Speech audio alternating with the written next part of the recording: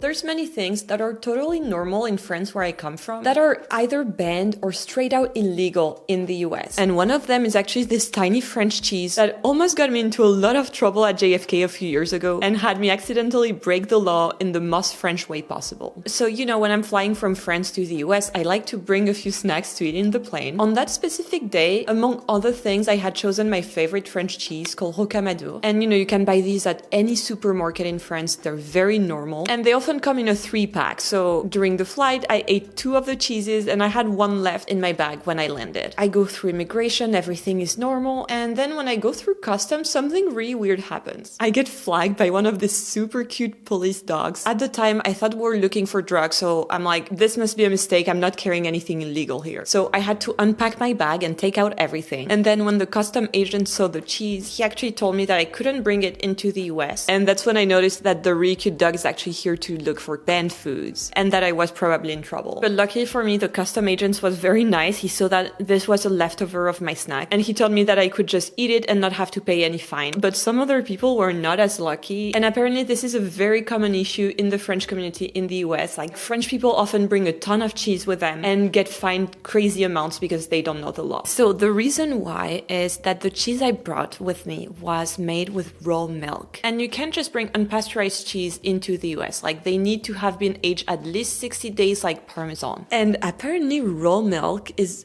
a very controversial topic in the US. Like, there's a big debate on whether it's safe or not. Like, some states allow it, some others don't. In general, it's federal law that raw milk cannot be sold across state lines. In France, around 3/4 of the traditional regional French cheeses are actually made with raw milk. And you can also find raw milk at random stores. And I personally have been consuming some kind of raw milk since I was a little kid because I actually grew up next to a Rocamadour cheese farm. But you know, even in France, we recognize that raw milk is not for everyone and can be dangerous. Like, pregnant ladies usually avoid them. It's not recommended if you have a fragile immune system as well, or if you're a little kid, but I didn't care at the time. And cheese is not the only French food that's banned in the US. There's surprisingly many crazy French foods that are banned. But the main thing that surprised me when I moved to the US was actually the very restrictive laws towards alcohol. So in France, we have one of the least restrictive laws around alcohol. Like, you probably know that we're a big wine country, so alcohol is a big part of the culture. And on the opposite side, the US is very strict about alcohol. When I first traveled to the US, I didn't know anything about that. And I was very surprised that you can't drink in the street, for example, in many cities, when it's completely legal in France and even a fun thing to do. It's a cultural thing. In summer, you'll find so many people drinking wine outside in a park, and it's 100% legal. Also, the drinking age in the US is 21, it's 18 in France. But actually, a lot of us have even tried alcohol before that. Like, for example, when I was younger, my parents had me try a few sips of their wine as a way to educate me about the different wines and different types of grapes. So obviously, both in France and the US, if you're driving a car, you can't drink at the same time. That's very normal. I didn't know that in the US the passengers also can't drink. Like, for example, it would be very normal to finish your glass of wine from a picnic in the car, or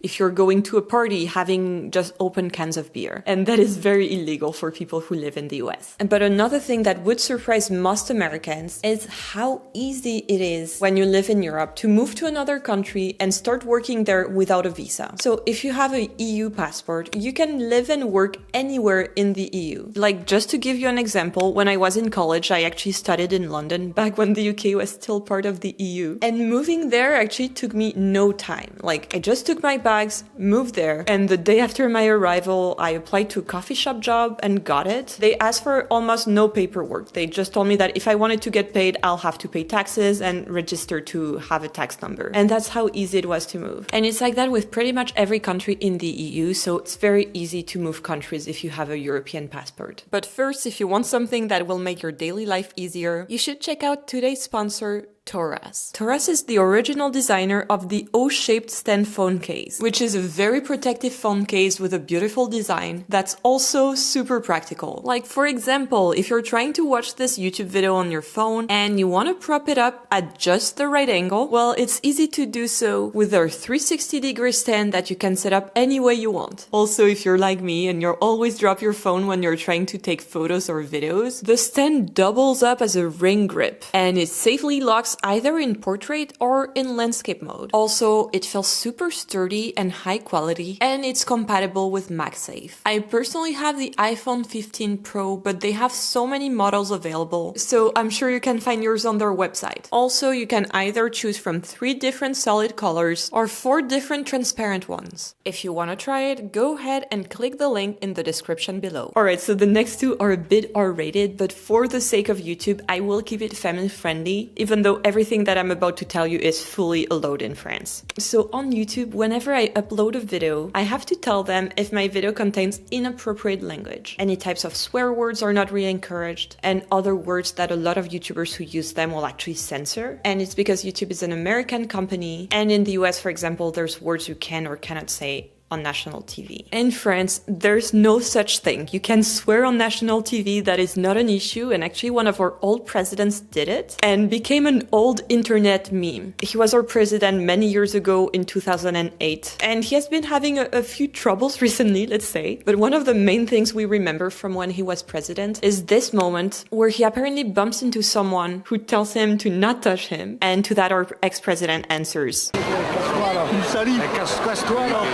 Which is basically his way of telling this person that they should go away in not very polite terms. So just to give you a bit of context, this exact clip I've shown you, I remember seeing it as a kid on the main news broadcast on one of the biggest French TV channels at around 8 p.m. And there was no censoring at all. In the US, movies will actually go to great lengths to avoid an R rating, which means you can't go see the movie if you're under 17 without an adult being present. So that's why a lot of American movies try to avoid swear words, because if you want to keep it PG-13, you're actually only allowed to use the F word once. In France, let me tell you, the rating system is a bit wild. Like, it is not uncommon to have full frontal nudity in family-friendly movies. Like, for example, recently, like a lot of people, I watched The Substance. This is a very graphic and scary movie, and as a full-grown adult, I was so scared that I couldn't finish the movie. There is a lot of violence, a lot of nudity, a lot of graphic scenes. It is a R-rated movie in the US, no question. In France, the movie is just not recommended for viewers under the age of 12, which is this little sign, which I feel is way too young to be watching that type of movie, and re-shows us how permissive France is. Like, I often joke that there's random nudity in French movies for no reason. It's not advancing the plot at all. And an example of that is Blue is the Warmest Color, which is a 2013 movie that won the Palme d'Or, which is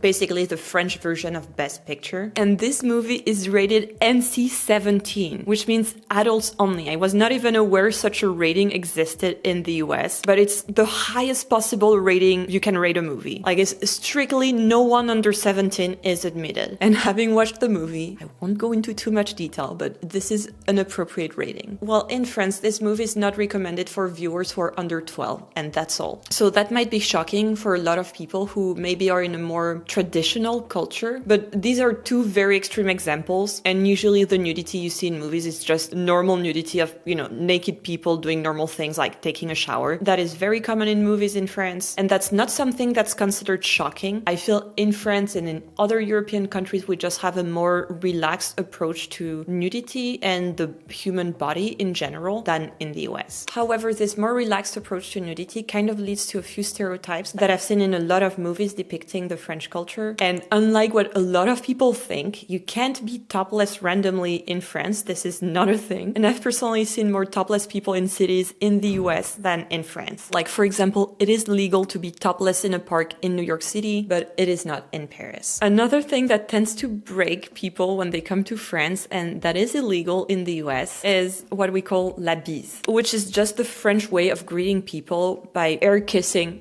their cheeks. So you're not actually kissing the person, you're just air kissing. It's like that in many different European countries as well. And it's very common. And there's many rules surrounding la bise, which I'll tell you about in a bit. It is absolutely fine to kiss your colleagues at work. So to bise your colleagues at work. And I want to tell you a funny story of when I moved to the US. I was working for a French company abroad, and they had a special training for every person that arrived into the company from Europe to tell them what was considered appropriate appropriate or not appropriate at work. In this training, they were explaining in no simple terms that if you try to bees your colleagues, so to greet them with a kiss on the cheek, it will be considered sexual harassment and you could get into a lot of trouble. And on my side, I grew up with the habit of kissing people on the cheeks to say hello. So it's perfectly normal to me. It's just like someone would hug another person. It's very, very normal. But I've noticed that it's something that tends to shock Americans because it tends to get interpreted in the wrong way, which it is not. It is not something, you're not coming on to someone if you're just kissing them on the cheeks to say hello. And it is so funny to me that when Americans come and work in France, to get integrated, they have to learn to do la bise at work. I found this very funny Reddit post where this person started working in a French office and said that she had no idea that it was expected to kiss her coworkers. And she was basically asking for tips to get out of it. And just to tell you, there's many people who don't like la bise in a work context, but it's considered so normal that if you work in France, you will be in weird situations where your colleagues try to kiss you. But the number one thing that gets very, very banned in the US is our weird French foods. And we have so many of them that I have put them in two categories: choking hazards and totally disgusting. So let's talk about the choking hazards first. So you've maybe heard about